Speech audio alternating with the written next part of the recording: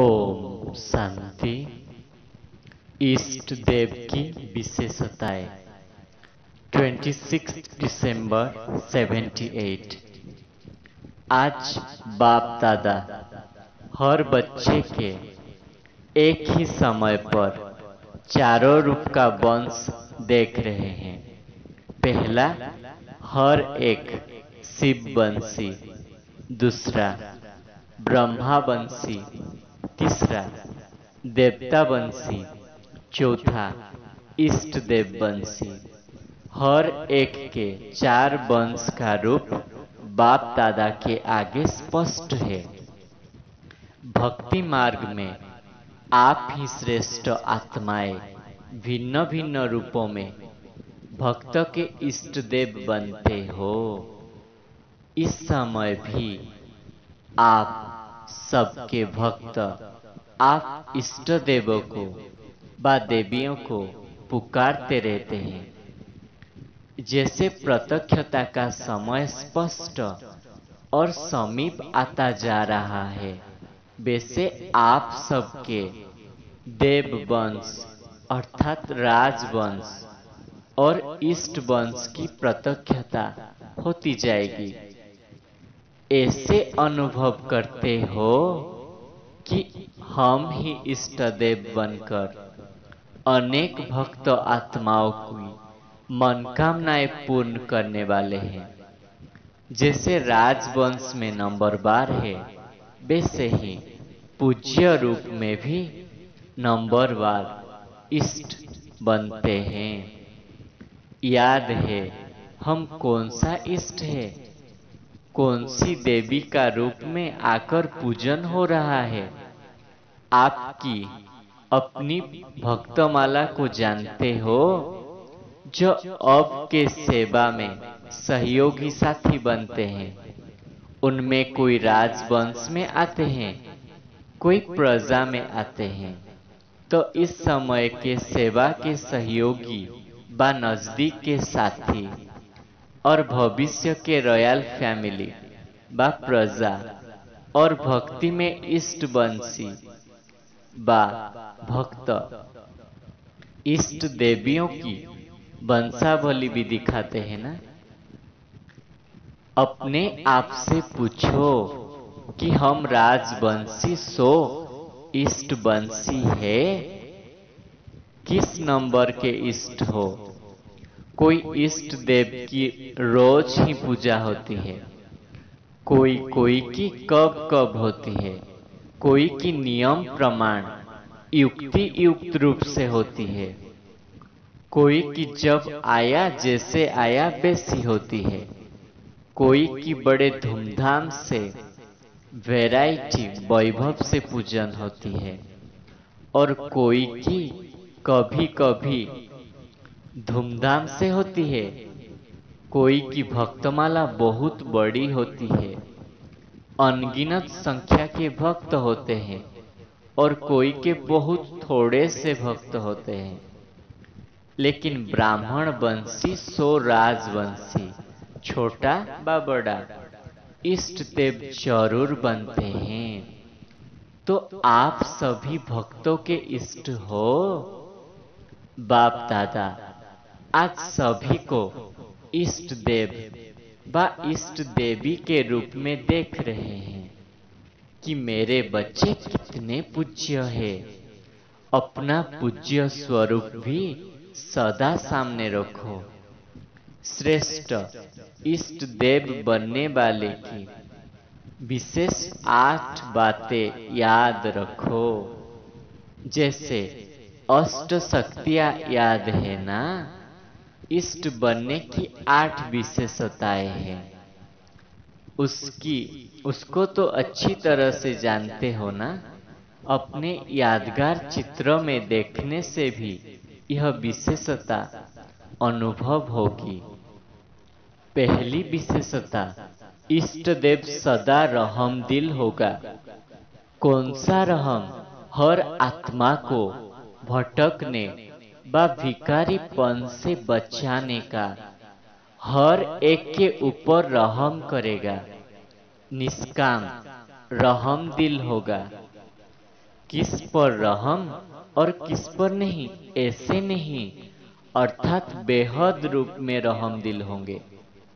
उनके रहम के संकल्प से अन्य आत्माओं को अपनी रूहानी रूप व रूहों की मंजिल सेकंड में स्मृति में आ जाएगी।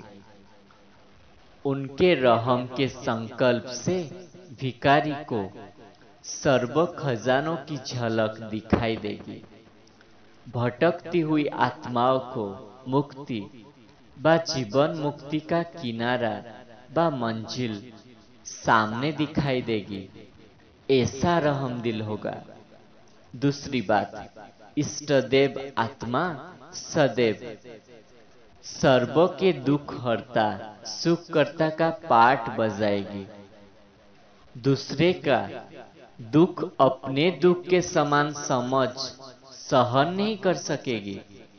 दुख को भुलाने की व दुखी को सुखी करने की युक्ति व साधन सदा उसके पास जादू के चाबी के माफिक होगा। तीसरी बात, सदा संकल्प, बोल और कर्म से प्यूरिटी के पर्सनालिटी दिखाई देगी।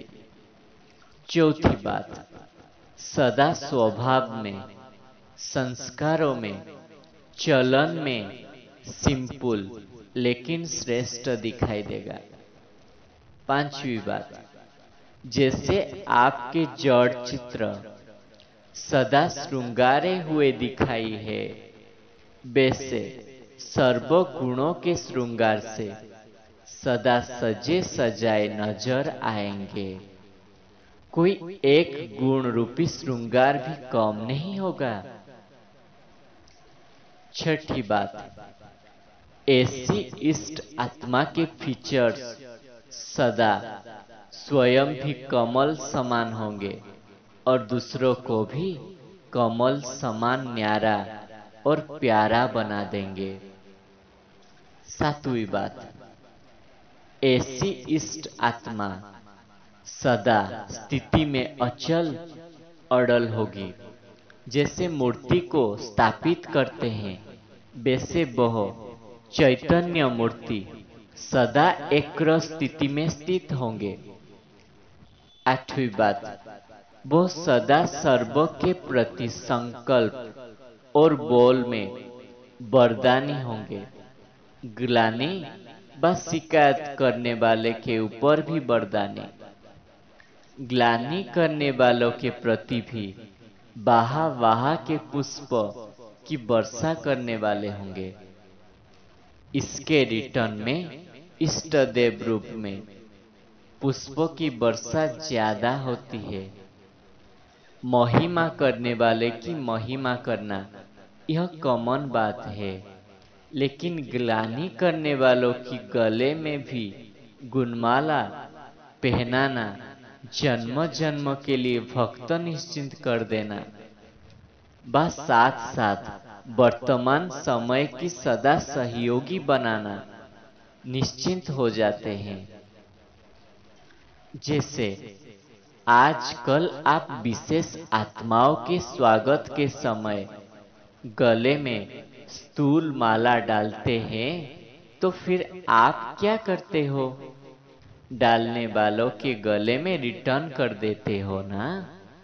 ऐसे ग्लानि करने वालों को भी आप गुणमाला पहनाओ तो वो स्वतः ही आपकी गुणमाला आपको रिटर्न करेंगे। जैसे बाप के हर कदम हर कर्मों के गुण गाते हैं, वैसे आप इष्ट देव महान आत्माओं को सदा गुण गाते रहेंगे। अर्थात यह देना अनेक बार का लेना हो जाता है। अब समझा इष्ट देव की विशेषता है। तो अब सभी अपने आप को चेक करो, इष्ट देव स्वरूप कहाँ तक तैयार हुए हैं।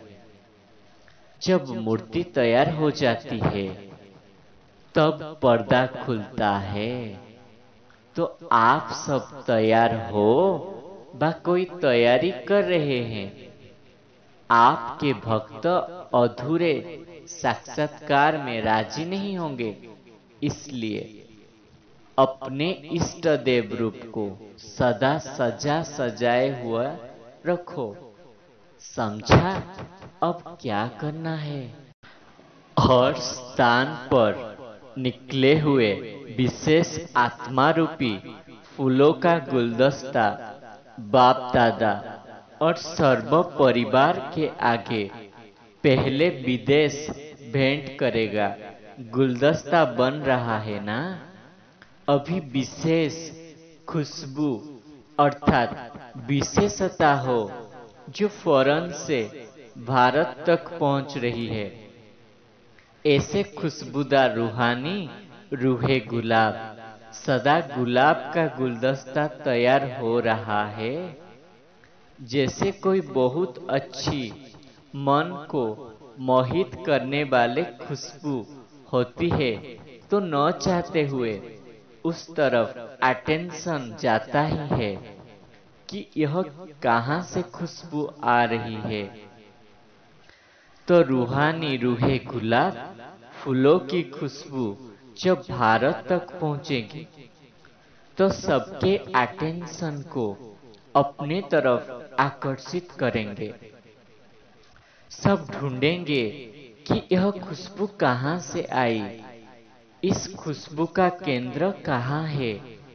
अच्छा, ऐसे सदा सजे सजाए मूर्ति राजवंशी सो इष्ट बंसी सर्व आत्माओं को सदा श्रेष्ठ संकल्प द्वारा वरदान देने वाली, सर्व आत्माओं को रहम दिल बन मंजिल दिखाने वाली, ऐसे महादानी वरदानी इष्ट देव श्रेष्ठ आत्माओं को बाप दादा का याद प्यार और नमस्ते। हम बच्चों को ऐसे बनाने वाला बाप दादा को याद प्यार और नमस्ते। दीदी जी से बातचीत। बाप दादा का एक प्रश्न है, कोई कोई महारथियों के संस्कार ब्रह्मा समान ज्यादा है और कोई कोई के विष्णु समान संस्कार है। कोई की जन्म पत्री में आदि से अंत तक स्थापना के निमित्त बनने के संस्कार है और कोई कोई के पालना के संस्कार है। इसका रहस्य क्या है? इस पर रूहान करना। दोनों ही विशेष आत्माएं भी है, लेकिन अंतर भी विशेष है। तो दोनों में नंबर 1 कौन हुआ और इसका भविष्य के साथ क्या संबंध है? वर्तमान दोनों की विशेष प्राप्तियां क्या है और दोनों के पूजन में भी अंतर क्या है? इस पर रूहान करना बड़े टॉपिक है। इस टॉपिक से अपना पूज्य रूप भी समझ सकेंगे कि मेरा कौन सा रूप होगा। वह भावना आएगी। जैसे अभी आपको कोई आपके नाम से बुलाता है तो झट फील होता है ना कि मुझे बुला रहे हैं। ऐसे स्पष्ट भावना आएगी। अच्छा, दिल्ली की तरफ सभी की नजर है। बाप की नजर है तो सर्वों की नजर है, क्योंकि स्थापना की बिंदी भी वहां ही और राज्य की बिंदी भी वही। तो सबकी नजर बिंदु तरफ जानी है। दिल्ली की महावीर पांडव सेना तो बहुत है। पांडवों को मिलकर हर मास कोई सबूत देना चाहिए, क्योंकि दिल्ली के सपूत मशहूर है। सपूत अर्थात सबूत देने वाले। दिल्ली से सेवा की प्रेरणा मिलनी चाहिए। जैसे सेंट्रल गवर्नमेंट है तो सेंटर द्वारा सर्व स्टेशन को डायरेक्शन मिलती है। वैसे सेवा की प्लान्स व सेवा को नवीनता में लाने के लिए पार्लियामेंट होनी चाहिए। यही पांडव भवन पांडव गवर्नमेंट की पार्लियामेंट है। तो पार्लियामेंट में सब तरफ के सर्व मेंबर्स की राय से नए रूल तैयार होता है। दिल्ली से हर मास विशेष प्लान्स आउट होनी चाहिए, तब समाप्ति समीप आएगी। और इसी पार्लियामेंट हाउस में जय जयकार होगी। पांडवों ने अच्छी तरह सुना। शक्तियों के बिना पांडव कुछ कर ही नहीं सकते। शक्तियां पांडवों को आगे रखे और पांडव शक्तियों को आगे रखे, तब विष्णुपुरी स्थापन होगी। विष्णुपुरी की स्थापना में कंबाइंड का पार्ट है, तो स्थापना के कार्य में भी कंबाइंड का कार्य चलने से ही सफलता होती है। दिल्ली में प्लानिंग बुद्धि है, लेकिन अभी गुप्त है। अभी सब अपनी विशेषता रूपी अंगुली दो। सर्व के विशेषता की अंगुली से ही स्थापना का कार्य संपन्न होगा। विशेषता को गुप्त नहीं रखो, कार्य में लगाओ, लेकिन निष्काम। तो जैसे स्थापना में नंबर 1 दिल्ली रही, वैसे विशेषताओं के गुलदस्ते में भी नंबर 1 बनना है। दिल्ली में सब महारथियों के सहयोग का हाथ है। सर्व महारथियों के सहयोग का पानी दिल्ली की धरनी में पड़ा हुआ है। दिल्ली के फाउंडेशन में कोई महारथी रहा नहीं है, सब ने पानी दिया है। अभी सिर्फ योग की धूप चाहिए, फिर देखो कितनी विशेष आत्माओं का प्रत्यक्ष फल निकलता है। स्वतः ही आपके पास लेने के लिए आएंगे। दिल्ली के धरनी की विशेषताएं बहुत है। पहले तो प्लानिंग पार्टी बनाओ, जिसमें चारों ओर के महारथी और शक्तियों का भी सहयोग लो।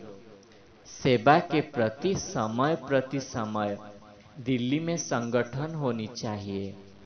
धरनी पर महारथियों का इकट्ठा होना भी स्थापना के कार्यों को वृत्ति और वातावरण से समीप लाने का कार्य करता है।